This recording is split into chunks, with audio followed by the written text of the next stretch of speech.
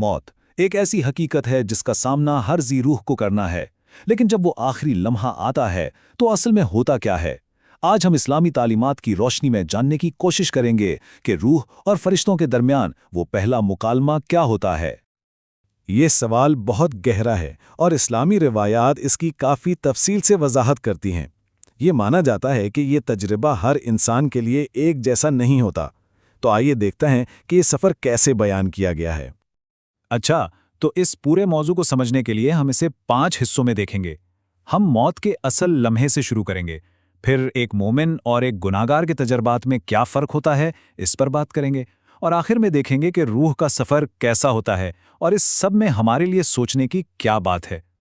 तो चलिए सबसे पहले बात करते हैं खुद उस लम्हे की जब ये दुनियावी ज़िंदगी ख़त्म होती है और अगली ज़िंदगी की तरफ मुंतकली शुरू होती है। ये सिर्फ जिंदगी का खात्मा नहीं है, बल्कि ये एक तब्दीली है, एक ऐसा लम्हा जहां कहा जाता है कि गैब की दुनिया नजर आने लगती है और असल हकीकत सामने आ जाती है। अब हम देखते हैं कि एक मोमिन यानी एक नेक इंसान के लिए यह तजुर्बा कैसा बयान किया गया है।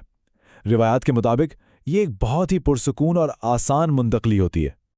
तो एक मोमिन के लिए ये पूरा अमल आप समझ लें कि 3 मरहलों में होता है और हर मरहला सुकून और इत्मीनान से भरा हुआ है। अब जरा इस स्लाइड पर नजर डालें। जो बात सबसे दिलचस्प है वो इन फरिश्तों की तफसील है। रिवायात के मुताबिक वो किसी खौफनाक शक्ल में नहीं, बल्कि रोशन चेहरों, जन्नती खुशबुओं और एक अच्छी खबर के साथ आते हैं। और फिर वो अल्फाज कहे जाते हैं जो इस स्लाइड पर दर्ज हैं। ये कोई हुक्म नहीं है, बल्कि मलिकुल मौत की तरफ से एक बहुत मोहब्बत भरी दावत है जो रूह को तसल्ली देकर अपने रब की तरफ बुलाती है। ये जो मिसाल दी गई है ना, ये उस पुरअमन मुंतकली के तसव्वुर को बहुत ही खूबसूरती से समझाती है। मतलब एक ऐसी रवानगी जिसमें कोई तकलीफ या जिद्दोजहद शामिल नहीं है। लेकिन हर रूह का तजुर्बा ऐसा नहीं होता। अब हम इसके बिल्कुल उलट मंजर की तरफ आते हैं, यानी एक गुनाहगार या नाफरमान इंसान के आखिरी लम्हात। तो इस टेबल में जो सबसे अहम नुक्ता है वो यही वाज़ेह फ़र्क है। ये पूरी कहानी का मरकज़ी ख्याल है।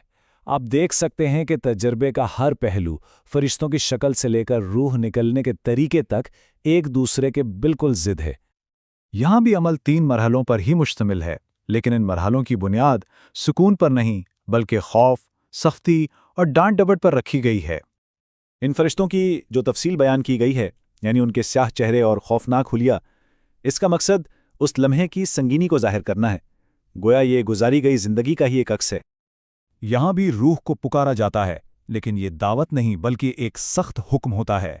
ए खबीस रूह, अल्लाह के गज़ब और नाराज़गी की तरफ निकल। ये अल्फाज सुकून की बजाय सज़ा की तरफ रवानगी का ऐलान है।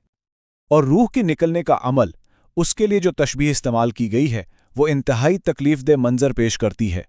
ये जिस्म से रूह की एक बहुत ही पुरतशद्दुद और अज़ियतनाक जुदाई को ज़ाहिर करती है। जिस्म से जुदाई के बाद रूह का सफ़र ख़त्म नहीं होता, बल्कि असल में तो शुरू होता है, और इस सफ़र की सिमत इस बात पर मुनहसर होती है कि फ़रिश्ते उसका इस्तकबाल कैसे करते हैं। ये टेबल इसके फौरी बाद होने वाले वाक़े का खुलासा है। जैसा कि आप देख सकते हैं, दोनों रूहों के लिए बिल्कुल मुख्तलिफ रास्ते मुतय्यन हैं। एक आसमानों की तरफ बुलंद होती है, जबकि दूसरी के लिए आसमान के दरवाजे बंद कर दिए जाते हैं। तो इन गहरे अकायद की इस वजाहत से कलीदी सबक क्या मिलता है? हमें क्या सोचना चाहिए? इस तमाम तफसील का जो मरकज़ी नुक्ता है वो सुकरातुल मौत का तसव्वुर है।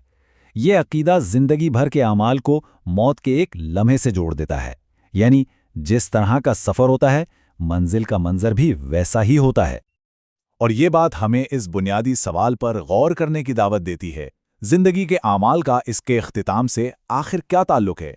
ये एक ऐसा सवाल है जो इस अक़ीदे के निज़ाम के बिल्कुल मरकज़ में है और हमें अपने आमाल और उनके नताइज पर सोचने की तरगीब देता है।